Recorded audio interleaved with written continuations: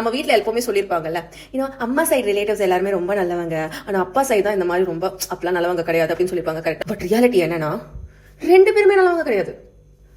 எப்படினாலும் 2 பேருமே வந்து உங்களை தாக்கிடுவாங்க ஏதாவது பாயிண்ட்ல.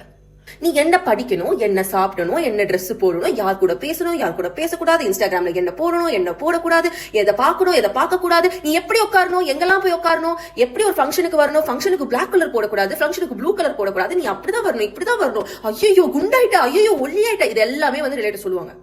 இது வரைக்கும் ஒருத்தர் கூட வந்து என்ன பார்த்தவனே ஹாய்மா எப்படி இருக்கேன்னு கேட்டது இல்ல.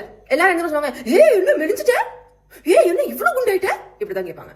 அப்போ உனக்கு என்ன பார்க்கணும்னு அவசியம் இல்லை, உடம்ப தான் பார்க்கணும். நான் ஒல்லியா இருக்கனா, வெளிஞ்சிருக்கா, குண்டா இருக்கனா, இது எல்லாத்தையும் விட என்ன தெரியுமா, நான் எத்தனை மணிக்கு காலேஜ் போறேன், எப்பெல்லாம் காலேஜ் போறேன், நான் காலேஜ் போறேனா இல்லையா, வேலை பாக்குறேனா இல்லையா, இது எல்லாமே உங்களுக்கு டைம் டு டைம் அப்டேட் தேவை.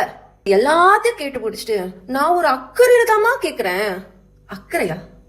எனக்கு உடம்பு இல்லாம நான் ஹாஸ்பிட்டல் படுத்துருக்கும், நீ வந்தியா? வரல. திடீர்னு எனக்கு உங்ககிட்ட வந்து ஒரு ஹெல்ப் கேட்டேன், நீ பண்ணியா? பண்ணல. எந்த துரோகமும் பண்ணிருக்க மாட்டேன், ஆனா என்ன பத்தி மட்டும் எல்லார்கிட்ட போய் தப்பு தப்பா பேசி வைக்கிறீங்க. அப்ப இதுல என்ன அக்கறை உங்களுக்கு என்ன தெரிஞ்சுக்கலாமா? ஒரு அக்கறையும் இல்லை.